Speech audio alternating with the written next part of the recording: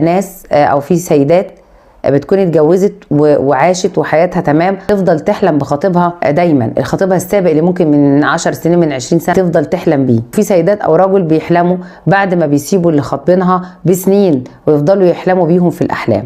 هل ده معناه ان هم في يوم من الايام تاني هيتقابلوا، واذا كانوا مثلا كانوا متزوجين هيتطلقوا يرجعوا كل واحد يتجوز، يعني يسيب اللي اتجوزه ويرجع ياخد خطيبته اللي كانت في الاول، ولا ده حاجات كده في الاحلام ملهاش تفسير؟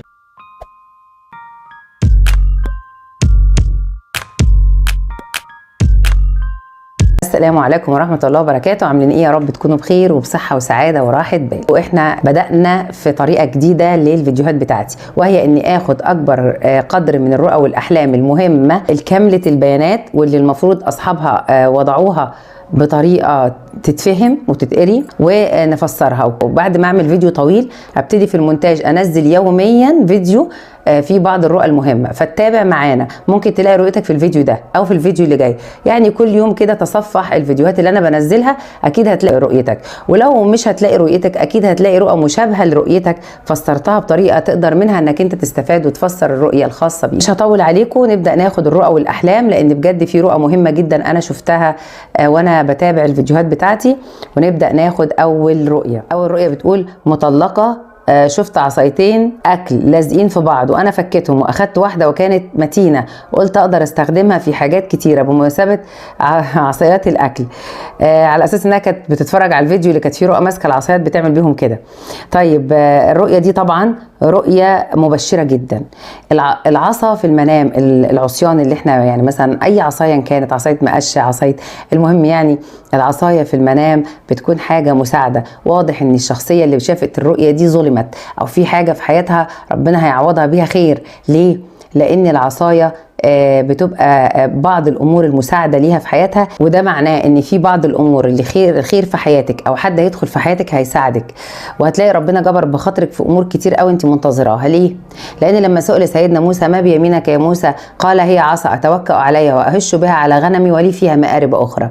يعني ليها منافع كتير قوي العصايه في المنام، وخصوصا ان انت قلتي ان العصايه هخلي العصايه المتينه علشان استعملها، وده معناه الامور اللي انا قلت عليها. فابشري والله اعلى واعلم. السلام عليكم، أنا عزباء 34 سنة، كنت مخطوبة وانفصلنا منذ 8 سنوات، ودائما أرى رؤى مرموزة بخطيب السابق ولا يوجد بيننا أي تواصل، وأنا لم أخطب بعده. رأيت مؤخرا أني كنت أصعد مبنى وانخلع مني حذائي على السلالم بعد الدور الثاني، ثم صعدت للدور الثالث ودخلت ووقفت بجوار نافذة كنت أشاهد نور الشمس ومسرورة، ثم جاء شخص مجهول اسمه مصطفى وأعطى لي الحذاء الذي انخلع مني، فقلت له لكني نسيت أمره. قال لي لكنك ما زلت حافية، فأخذت منه الحذاء وكنت أقول بداخلي: هل ما زال مناسب ومريح لي؟ فلبسته ووجدته جيد ومشيت بيه. هل هذا يدل عليه أم يدل على أمر آخر؟ كلام كده عايزة أقوله للمنفصلات أو اللي كانت مخطوبة وخطيبها سابها، اللي تزوجت وما زالت بتفكر في خطيبها اللي كان خطيبها من فترة. يعني في ناس بتبقى ما اتخطبتش ولا اتجوزت وبتشوف خطيبها اللي بقاله فترة، وفي برضو ناس أو في سيدات بتكون اتجوزت وعاشت وحياتها تمام، تفضل تحلم بخطيبها دايما، الخطيبها السابق اللي ممكن من 10 سنين من 20 سنة تفضل تحلم بيه. في سيدات او رجل بيحلموا بعد ما بيسيبوا اللي خاطبينها بسنين ويفضلوا يحلموا بيهم في الاحلام. هل ده معناه ان هم في يوم من الايام تاني هيتقابلوا، واذا كانوا مثلا كانوا متزوجين هيتطلقوا يرجعوا كل واحد يتجوز، يعني يسيب اللي اتجوزه ويرجع ياخد خطيبته اللي كانت في الاول، ولا ده حاجات كده في الاحلام ملهاش تفسير؟ واللي ثابت وبرضه ما اتخطبتش هو ما خطبش او ما اتجوزش، هل ممكن ده يكون معناه رجوع؟ عايزه اقول حاجه مهمه قوي ليكم. ايه هي؟ في حاجه غير الاحلام اسمها التخاطر، يا ريت لو نقرا عنها او نسمع عنها فيديوهات لاهل العلم في الموضوع ده. وفعلا الموضوع ده حقيقي، موضوع التخاطر اللي هو ايه بقى؟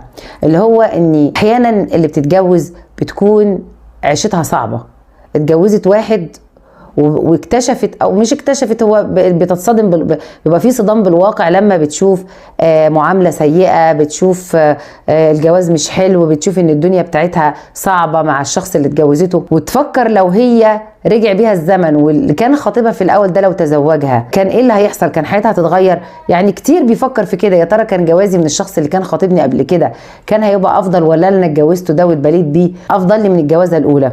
فمن كتر تفكيرها في خطيبها الاول، ما هي ما شافتش منه حاجه غير انها كان كلام لطيف وكانت خطوبه وما كانش فيه حصل بينها وبينه اي حاجه، مش زي اللي عاشت معاه وشافت منه الحلوه والوحشه. هي الخطيب الاولاني شافت منه الحلوه بس، فبتفضل تفكر في الايام الحلوه اللي كانت فيها، مع اني لو هي كانت اتجوزته كان ممكن يكون هتتعب اكتر من كده وربنا رد لها الخير. لكن احيانا بيكون تفكيرنا كده. احيانا في الحاله دي بيحصل ايه بقى؟ تركزوا معايا في الجزئيه دي. لما انت بتفكري فيه وانت متزوجه وتبقي كل ما يحصل لك مشكله او عاطفتك تتهز تجاه زوجك او حاجه فبتقعدي تفكري فيه، تفكيرك انت فيه ده بيوصل له هو على هيئه اشارات تخاطر، فبيفكر هو، تلاقيه كده جيتي على باله فجاه.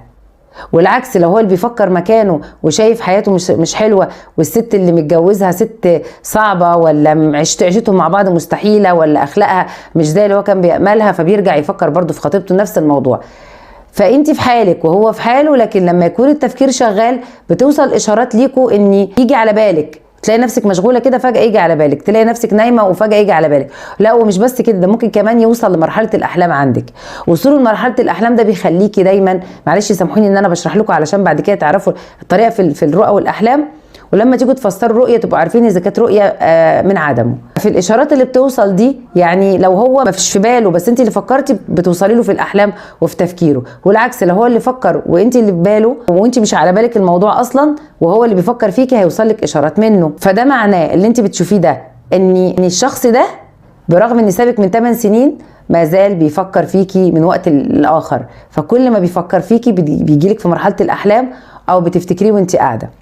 طيب موضوع بقى ان انت الحذاء بتاعك ضايع وحد جاب لك الحذاء، هو ده بقى العطله اللي في موضوعك في الزواج. دايما اقول ايه، ملبوس المراه من الاحذيه، شبشب، حذاء، كوتشي، اي حاجه بتتلبس في الرجل او بتتلبس عموما بتكون معناها ارتباط للعزباء، لقوله تعالى هن لباس لكم وانتم لباس لهن. فملبوس الوحده بيكون حال العريس اللي هترتبط بيه، او في رؤيتك بتكون الرؤيه معناها انك انت هترتبطي بس بعد عطله. قد يكون الشخص اللي انت بتشوفيه في احلامك واللي كان مرتبط بيكي، لان انت بتقولي انا كنت فاكره انه ضاع مني ورجع لي الحذاء، ودي الحته اللي فيها رمز. فانت في الفتره في الرؤيه دي الجزء الثاني منها مش الجزء الاول، معناه اني هترتبطي بس بعد وقت او بعد عطله هتحصل لك في حياتك، فهتبص تلاقي نفسك فجأة كده ولا على بالك ولا على خاطرك هيتقدم لك عريس وهيتم لك امر فيه ارتباط وزواج.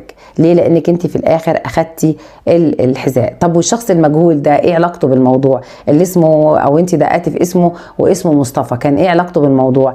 علاقته بالموضوع ان هو الاسم جميل، اسمه مصطفى، يعني حد هيختارك ويصطفيكي وهيكون في ارتباط من حاجه من حد ذو وضع اجتماعي ووضع مادي كويس قوي. ابشري وانتظري الفرج واحسني الظن بالله، وان شاء الله هتلاقي سؤلك وهيجيلك عريس حلو قوي. بس انت بقى كنت ايه يعني، زودتي شويه على الرؤيه بتاعتك وقلتي لي الحذاء هل شكله حلو مظبوط عجبك. خلاصه الموضوع انك هترتبطي بعد صبر ان شاء الله. ادعي ربنا واحسني الظن بالله، وان شاء الله اللي جاي افضل وهترتبطي. هذا والله تعالى اعلى واعلم. لا تنسوا الاعجاب بالفيديو والاشتراك في القناة تشجيعا لنا لنستمر بنشر المزيد ان شاء الله.